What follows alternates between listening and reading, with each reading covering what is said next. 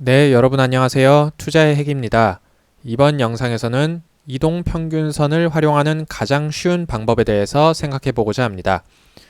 우리가 보통 이동평균선이라고 하면 기술적 분석에서 가장 기본적인 도구로 알려져 있는데요. 여러 가지 책이나 영상이나 강연 같은 걸 들어보면 이동평균선의 비밀, 그 비밀을 내가 알려주겠다. 이런 식의 얘기들이 많이 있는데요.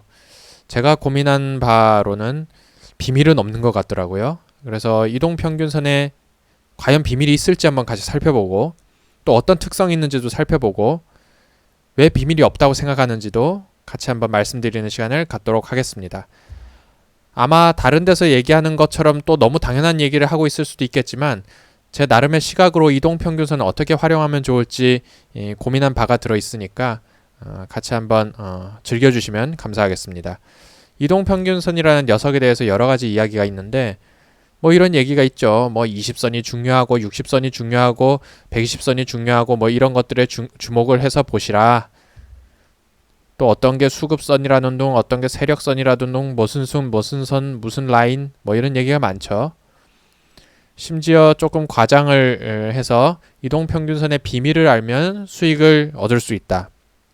마치 우리들은 알지 못하고 그들은 알고 있다는 그런 비밀이라는 게 있다는 듯이 얘기를 하곤 합니다.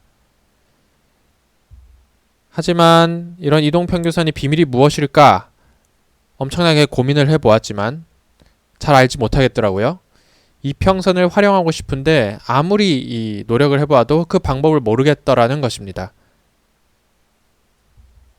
아마 여러분들도 그런 경험을 많이 겪고 계시리라 혹은 겪으셨던 바가 있으리라 생각합니다. 여기서 나라고 하면 저를 얘기하는데요. 혹은 이 영상을 보시는 여러분들일 수도 있겠습니다. 나는 왜 이평선을 모르나 생각을 해보니까 일단 어떤 선이 중요한지조차 모르겠어요. 누구는 20이라 그래, 누구는 60이라 그래, 120이라 그래, 200이라 그래, 누구는 33이라 그래, 또 뭐 있죠? 누구는 또 뭐 1000이라 그래, 뭐 숫자 막 아무렇게나 부르는 경우도 있고요. 뭐가 중요한지 일단 모르겠고요. 이런 경우 정말 많이 보셨죠. 이평선을 넘어갔다고 이 가격이 오르는 게 아니더라. 이평선 골든 크로스가 난다고 해서 가격이 오르는 것도 아니고 골든 크로스가 나도 내리는 경우가 있고요. 또 데드 크로스가 나도 오르는 경우도 있고요. 이게 규칙적이지가 않아요. 게다가 조금 더 공부를 하시다 보면 조금 더 아니라 뭐 처음에 바로 느끼실 수도 있겠습니다만 이동평균선이라는 건 어차피 지나간 가격을 가지고 만드는 후행 지표이기 때문에 아니 내가 미래 가격이 오를지 알고 싶은데 지나간 거 가지고 이거 가지고 쭈물럭대봐야 무슨 소용이 있겠느냐라는 생각을 하실 수도 있고요. 심지어 이평선의 비밀이라는 것 그들이 얘기하는 것 그들이 누군지 모르겠지만 그분들만 알고 있는 어떤 비밀을 나한테 안 가르쳐줘서 내가 이걸 모르고 있나? 이러한 생각까지 들곤 합니다. 여기서 간단히 누구나 알고 있는 얘기를 한번 반복할 필요가 있겠는데요. 간단하게만 하고 넘어가겠습니다. 이동평균선의 특징은 역시 추세를 보여준다는 점입니다. 이거는 신라젠 차트를 제가 그냥 생각이 나서 이걸 한번 틀어서 제가 가져온 거예요. 뭐 제가 말씀드리고자 하는 바에 잘 맞아서 들고 온 게 절대 아니라 그냥 갑자기 생각이 나서 들고 왔는데 왜냐면 예전에 잘 올라갔던 게 생각이 나서 말입니다. 보면 저는 여기서 20선과 60선만 깔아놨는데요. 이걸 중요하다고 생각해서가 아니라 그냥 그렇게 돼 있어서 그냥 갖고 온 거예요. 20선 위에 있으면 상승 추세고 60선 위에 있으면 상승 추세고 이 선이 위로 가고 있으면 상승 추세다. 이거 누구나 알고 있죠. 지나간 거 보면 잘 보여요. 여기 하락 추세인 거 잘 보이죠? 여긴 모르겠죠. 지나가면은 다 그렇게 얘기할 수 있습니다. 여기 하락 추세죠? 그러면 이렇게 설명하죠. 이렇게 이동평균선이 내려가고 있는 하락 추세인데 왜 하셨어요? 뭐 이런 얘기를 한다든가요.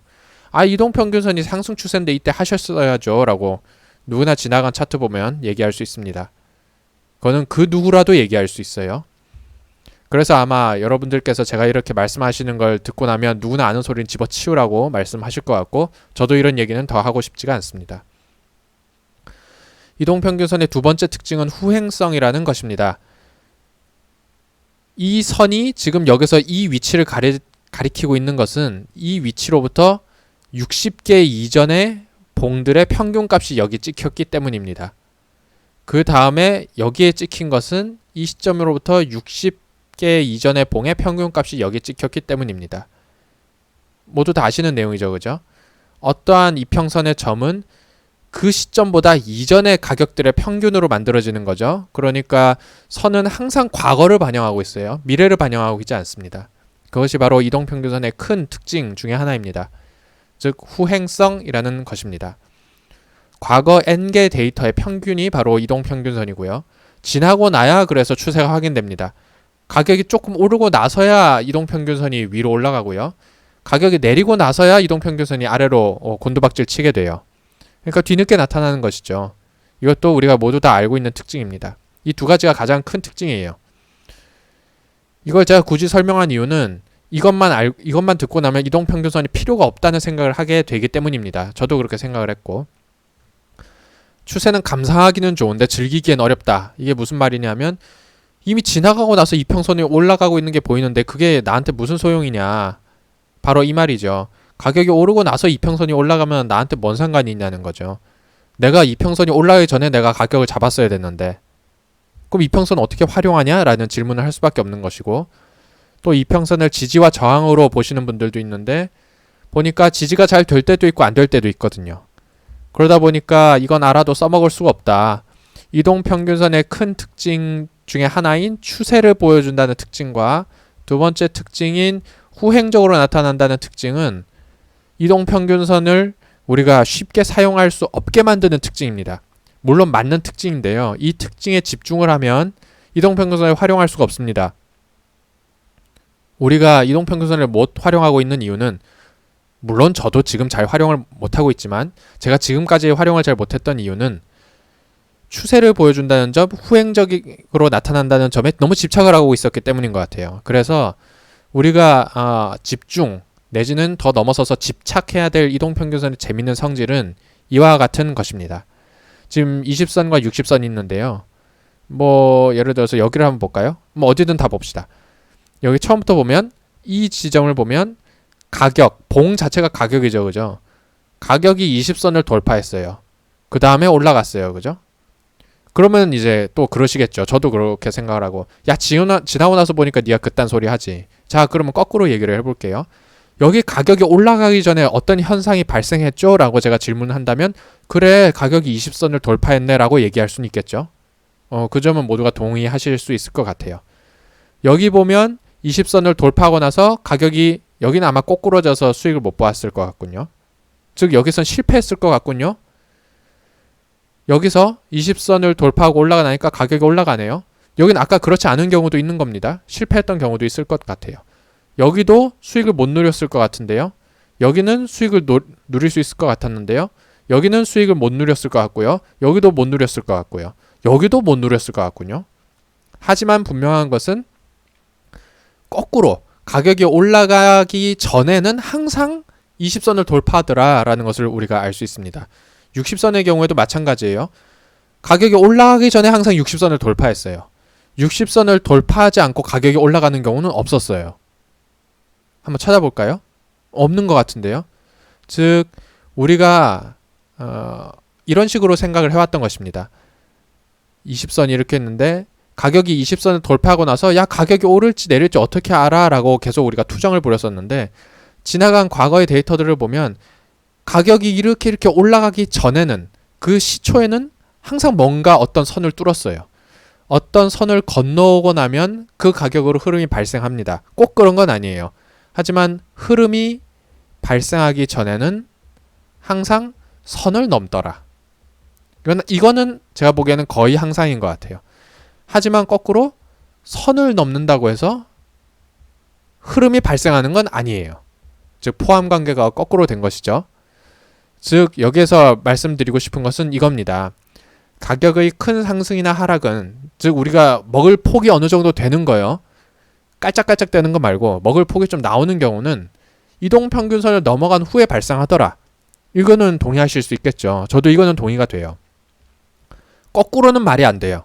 이동평균선을 넘어간 후에 우리가 속은 경우가 한두 번이 아니잖아요. 저도 그것 때문에 참 골머리 썩었는데, 그래도 거꾸로 생각을 해보면 말이 된단 말입니다.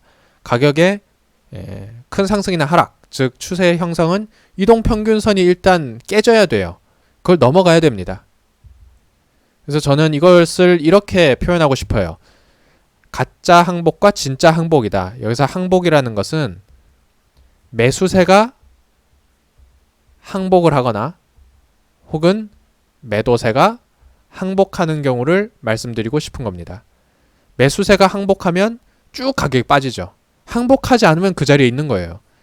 매도세가 항복하면 가격이 확 올라가죠. 마치 우리 공매도 세력이 이제 손해를 많이 보면서 손실을 많이 보면서 쇼커버링이 들어서 확 가격이 올라가듯 누가 이긴다기보다 항복하는 게 중요한 것 같거든요. 가격에서는 매도세가 항복을 하게 되면 가격이 튀어 올라가죠.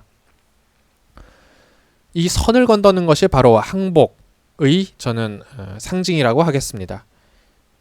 예를 들어서 여기에서 20선을 건너간 항복은 정말 매도세가 항복한 걸로 나중에 판명이 났죠. 그죠? 지나가고 나서 판명이 됐다는 것입니다. 여기를 볼까요? 여기요. 여기서 20선 넘어간다고 해서 매도세가 항복하는 것처럼 보였죠.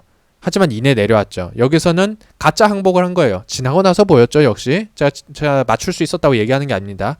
지나고 나서 보니까 여기서는 가짜 항복을 한 거죠. 그야말로 이중 간첩질을 한 거죠. 매수세가 이기는 것처럼 보여줬지만 결국 다시 매도사한테 유리한 방향으로 시장을 이끌어 가 버렸습니다. 우리가 해야 될 건 건너가고 나서 진짜 오를지, 건너가고 나서 이게 오르다가 오르지 않을지, 즉 진짜 항복인지 가짜 항복인지를 예측하는 게 중요한 거예요. 그건 예측해야 돼요. 어쩔 수 없어요. 보통 우리가 주식은 예측하지 말고 대응하라고 하는데요. 이것은 그 의미로는 말이 맞습니다만 예측도 필요하죠. 이 말이 나온 이유는 예측에 의존해서 손절을 두려워하고 손절을 우리가 안 하는 경우를 방지하고자 이런 얘기가 나온 것이지, 결국 우리가 모든 매매를 할 때는 예측을 해야 돼요. 시세가 선을 건너간 것이 매도세의 항복인지 매수세의 진짜 항복인지를 우리가 판단할 수 있어야 할 것 같습니다. 이것에만 집중하자는 거죠. 즉 선을 건너가고 나면 뭔가 사단이 나거나 안 나거나 둘 중에 하나니까 그 사단이 나는 경우인지를 우리가 확인할 수만 있으면 좋겠습니다. 우리가 그 선이 건너가는 것이 진짜인 줄 알았는데 만약에 가짜라면 그럴 수 있죠. 이런 경우 우리가 한두 번 봅니까? 선 있는데 넘어갔어요. 근데 내려오는 경우 많이 보죠. 그럼 손절해야지 어떻게 해요? 이거를 우리가 어떻게 할 수는 없어요. 그리고 어떤 선을 넘어갔는데 야 이거 가짜야 안 할라 했는데 얘가 날아가 버렸어. 그럼 어쩔 수 없죠. 적어도 내가 손실 보진 않았잖아요. 그런 생각을 하기 어렵습니다. 저도 여전히 어려워요. 이거 했으면 좋았을 텐데라는 생각이 내 머릿속을 지배하고 진짜인 줄 알았는데 가짜가 되면 아이씨 안 할걸 이런 생각이 들기 마련입니다. 하지만 그렇게 생각을 해야 되는 것이 바로 직접 금융투자의 어려움이자 또 매력이라고 하겠습니다. 이러한 이동평균선의 성질을 이용하는 활용할 수 있는 좋은 조건이자 단순한 조건으로 저는 3가지 정도를 제시하고 싶은데요. 첫 번째, 이동평균선을 건너갈 때 그것이 추세에 맞는가? 맞으면 좀 더 유리한 것 같더라고요. 지나간 거 보고 지금 또 끼워 맞추는 걸 수 있는데 그래도 우리가 알 수 있는 건 지나간 것밖에 없으니까 한번 설명을 해보자면 이 건너감, 여기에서 20선 건너감은 60선 위에서 발생했죠. 그래서 맞더라. 그래 그런 것 같네. 근데 지나고 나서 얘기했으니까 니놈 말도 신뢰하기 힘들어 라고 생각하시겠지만 일단 그렇게 설명을 해보겠습니다. 여기서도 20선 건너갔죠. 근데 여기선 제 생각에는 여기 막 이상하게 막 그 캔들이 이상하게 꼬여 있잖아요. 아마 제 생각에 여기선 많이들 털릴 것 같아요. 저도 그럴 것 같고. 그러니까 여기선 아니에요. 여기선 추세 맞아도 수익 못 봐요. 그러니까 이 조건이 항상 맞는 건 아닙니다. 여기서 보면 여기서 맞은 것 같네. 어느 정도는 누릴 수 있을 것 같네. 그죠? 그 다음에 보면 여기서 봐봐요. 여기는 20선 위로 돌파했는데 60선 아래에 있잖아요. 그럼 안 하면 되겠네. 여기서 보면 60선 아래에 있고 20선 아래로 돌파했으니까, 즉 붕괴했으니까 추세에 맞게 매도가 된 경우고요. 자, 여기서 보시죠. 60선 아래에서 20선을 돌파했는데 이만큼 날아갔죠. 그러면 이제 우리는 아쉬운 거죠. 야이씨 저거 잡았어야 됐는데. 이거는 우리 게 아닌 거예요. 예측할 수 없는 거죠. 물론 이것을 잡아내는 기술을 가지신 분도 있을 테니 그 분은 이제 더욱더 어떤 좋은 기술을 가지신 분이라고 하겠습니다. 여기 보면 60선 아래에서 20선 위로 올라갔죠? 그럼 안 하면 되는 거예요. 실제로 주지 않았잖아요, 시세를. 60선 아래에서 20선을 뚫고 내려갔죠. 근데 시세가 별로 안 나왔어요. 여기도 실패한 겁니다. 그죠? 여기서 보면 60선 아래에서 20선을 뚫고 내려갔으니까 여긴 또 성공했네요. 여기도 성공했네요. 여기는 60선 아래에서 20선 위로 했지만 하지 않는 구간이고요. 제가 지금 장황하게 설명했지만 맞고 안 맞고가 있어요. 분명히. 그리고 추세에 맞게, 즉 이 큰 추세에 맞게 작은 추세선을 돌파할 때, 작은 단위의 이평선을 돌파할 때 진입하는 것이 통계적으로 더 유리한지까지 결과도 사실은 없어요. 통계적인 결과까지는 뭐 없어요. 하지만은 경험적으로는 그게 더 유리한 것 같더라고요. 그래서 제가 말씀드리고 싶은 것은 일단은 이동평균선을 건너가는 것이 진짜 일려면 일단은 큰 추세에 맞아야 되는 것 같다라는 조건을 한번 제시해 보도록 하겠습니다. 두 번째, 가격을 돌파했는가? 이 위치들을 한번 보시죠. 여기서 보면 가격이 건너가긴 했는데 말입니다. 이 이전에 이러한 고점이 눈에 띄잖아요. 그거를 돌파하고 나야 진짜인 것 같더라고요. 돌파하기 전에 진짜가 아닌 것 같더라고요. 왜냐하면 이렇게 횡보하는 경우도 있는 것 같았어요. 여기도 보실까요? 여기도 보면 여기서 건너오긴 했습니다만 여기에서 만들어진 이 선을 이게 지금 제가 무조건 의미 있다고 얘기하는 건 아닙니다만 지나고 나서 보니까 이것도 역시 보이는 거예요. 어쩔 수 없습니다. 지나간 차트로 설명을 하다 보니 그것을 깨고 내려가니까 진짜로 확정이 되는 것이죠. 여기도 마찬가지예요. 여기서 건너왔죠. 아직 모르는 겁니다. 여기를 뚫고 나야 붕괴해야 진짜가 되는 것이죠. 즉 어떠한 특정 가격을 돌파해야 되는 것 같더라고요. 이런 거죠. 가격이 이렇게 움직이고 있었답니다. 그럼 이평선은 보통 이렇게 오거든요. 그러면은 이렇게 이평선을 돌파했다. 그러면은 야 이평선 건너갔다. 이게 진짜냐 가짜냐. 그러면 이렇게 위에 특정 가격이 있다면 이건 가짜일 확률이 높더라고요. 이내 이렇게 되더라고요. 얘가 이렇게 돼야 이게 진짜인 것 같더라고요. 제가 되게 지금 기본적인 거 말씀드리고 있는 거잖아요. 근데 이제 우리가 이것을 유념해 볼 필요가 있다는 측면에서 제가 한번 말씀드렸습니다. 즉, 첫 번째로는 큰 추세에 맞아야 될 것 같고, 두 번째로는 저항을 돌파해야 될 것 같아요. 세 번째도 말씀드리겠습니다. 세 번째는 조정이 있어야 될 것 같아요. 이거는 아까 계속 신라젠에서 제가 앞쪽 부분 처음으로 20선 건너는 부분을 말씀드렸어요. 여기를 계속 말씀드렸는데 이거 맥점이라고 볼 수만 있을 만한 그런 자리잖아요. 제가 여기서 살 수 있었다고 전 자신하지 않겠어요. 왜냐하면 제가 제안하는 조건은 이거 다음에 연속 음봉이 나오면서 조정이 있어야 저는 이게 진짜 건너감일 가능성이 높다고 보거든요. 그냥 갔다가는 다시 한번 내려오는 경우도 깨고 내려오는 경우도 꽤 봤어요. 지금 이 경우는 이제 엄청나게 올라간 다음에 조정이 나왔습니다만 실제로 우리가 시세를 보면 이평선이 이렇게 오고 있고 가격이 이렇게 움직이다가 이 녀석을 돌파했는데도 조정이 없으면 그냥 이렇게 내려오더라고요. 조정이 있고 여기서 양봉이 나오면서 이런 식으로 돌리는 경우에 얘가 이렇게 따라서 올라가더라고요. 그래서 제가 생각하는 세 번째 조건은 조정이 있는지까지 확인했으면 좋겠어요. 여기서도 보시면 20선 아래로 내려온 상황에서 이렇게 조정이 있고 나서 음봉이 나왔을 때 진짜 배기로 확정이 되는 모습을 볼 수가 있습니다. 제가 계속 말씀드리는 것은 역시나 여러분들께서 비판을 하시겠습니다만 지나간 차트를 가지고 얘기한다는 점, 당연한 소리 한다는 점, 그리고 니한테 입맛에 맞는 것만 가져온다는 비판을 하실 수도 있겠지만 제가 아까 말씀드렸지만 맞는 것만 지금 말씀드리고 있는 것 같진 않아요. 틀린 것도 많이 있어요. 지나간 차트는 지금 지나간 차트만 가지고 설명을 해야 되니까 어쩔 수 없는 거고요. 당연한 얘기는 당연한 얘기입니다. 하지만 제가 말씀드리고 싶은 것은 우리가 이평선에서 항상 이평선은 추세를 보여준다, 후행적이다, 이것에만 집착을 하느라 이평선을 실제로 활용하는 게 어려움을 겪고 있기 때문에 이것의 어려움을 극복하기 위해서 이평선을 건너가는 게 진짠지 가짠지에 집중하자라는 식으로 조금 어떤 생각의 틀을 바꿔보는 게 어떤가 제안하기 위해서 이런 말씀들을 드리는 것입니다. 제가 이거는 지금 여러 개를 이평선을 그려봤어요. 아무 숫자나 제가 입력해봤어요. 이것도 보고 설명하려고 한 게 아니라요. 아무 숫자나 해봤어요. 5, 7, 9, 10, 13, 31 제 맘대로 해봤거든요. 보니까 이렇게 설명할 수 있더라고요. 지나간 차트 보면. 여기서 보니까 31일선에 저항을 맞았네요. 야, 귀신 같아. 31일선. 이게 이동평균선의 비밀이구나. 여기 보니까 얘는 또 7일선의 지지를 받았어요. 얘는. 검은 선이 7일선이에요. 얘는 또 두 번째 빨간 선이 9일선의 지지를 받았네. 야, 7일선도 황금 라인이구먼. 9일선도 야, 이건 비밀스러운 라인이구먼. 야, 얘는 13일선의 지지를 받았네. 야, 이거는 13일 뭔가 의미가 있는 것 같아. 야, 얘기는 또 전통적인 또 5일선의 지지를 받았네. 한도 끝도 없습니다. 어떤 숫자를 때려 넣어도 지나간 차트를 보면 다 맞고요. 향후에 있을 시세도 내가 9일선의 지지 기반을 잡으면 그걸 활용할 수 있고 7일선도 잡을 수 있고 8일선도 잡을 수 있고 77일선도 잡을 수 있어요.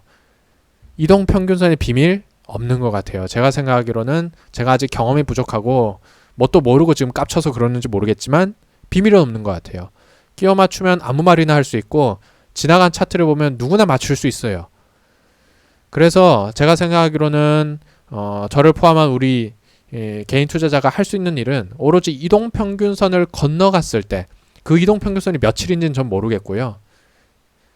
어떠한 숫자 단위의 이동평균선을 건너간 것이 진짜인지 가짜인지만 알면 될 것 같아요. 안다는 것은 그것을 확실히 알고 들어가는 게 아니라 내가 진짜라는 기준이 있었다면 들어가 보는 것이고 이게 가짜인 것 같다면 안 들어갈 수 있어야 된다는 것이죠. 그 다음엔 이제 시장의 판단에 처분을 기다려야겠죠. 이것 하나에만 집중하자는 거죠.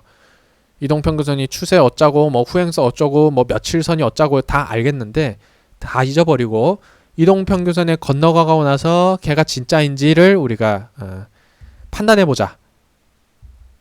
그것이 제가 말씀드리고자 하는 키포인트입니다. 이동평균선을 활용할 때 첫 번째 상위 차트, 즉 이거는 월봉일 수도 있고요, 주봉일 수도 있고요, 아니면은 내가 20선을 기준으로 본다면 그보다 더 큰 거, 60이나 120 이런 걸 얘기하는 겁니다. 더 큰 단위의 이동평균선 위에 있을 것. 그리고 하위 차트에서 이동평균선이 건너가는 장면을 봐라. 건너가자마자가 아니라 건너가는 장면을 봐라. 일단 건너가면 집중. 그리고 위에 저항 가격이 있는지 확인하는 것이죠. 저항 가격에도 기준이 있지 않아요. 내 맘대로예요. 이게 저항 가격일 수도 있고요. 아니면 그것의 절반이 저항일 수도 있어요. 그것은 이제 투자자의 마음인 것이죠. 건너간 후에 조정이 나오는 것까지 확인한다면 금상첨화인 것 같고요. 즉 건너가고 이 상황이요. 이 상황이 제일 좋은 것 같아요. 어디서 많이 보던 되게 교과서적인 그림이죠. 실제로 네가 이걸 어떻게 잡을 수 있겠느냐라고 또 반문을 하시겠습니다만 이렇게 그림을 그릴 수 있는 근거는 바로 이동평균선을 한번 건너가면 추세가 발생하더라. 더 정확하게 얘기하면 추세가 발생하기 전에는 항상 선을 건너가더라. 선이 여기군요. 선을 건너가더라. 라는 가정을 기초로 해서 말씀드리는 것입니다. 그래서 정리를 해보자면 이동평균선의 비밀은 없는 것 같아요. 어차피 끼워 맞추면 다 맞고 지나간 차트를 보면 다 맞거든요.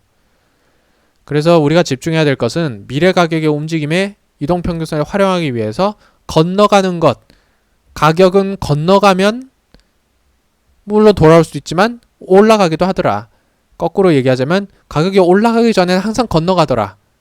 건너갔다가 복귀하는 한이 있더라도 어찌되었든 가격의 추세 전에는 항상 이동평균선을 건너가더라. 즉 건너가면 주목하자라는 말씀을 드리고 싶은 거고요. 세 가지 정도의 조건을 제안해 봅니다. 큰 단위의 이동평균선의 추세를 확인해서 그 방향에 맞도록 하자. 상승을 노리고 있다면 위에 어떠한 특정한 가격대가 나를 방해하고 있지 않은지 확인하자. 그리고 이동평균선을 건너가고 나서 이렇게 조정이 나타나는지를 확인하자. 조정이 없이 계속 가면은 참 어쩔 수 없어요. 그건 너무 강한 거고요.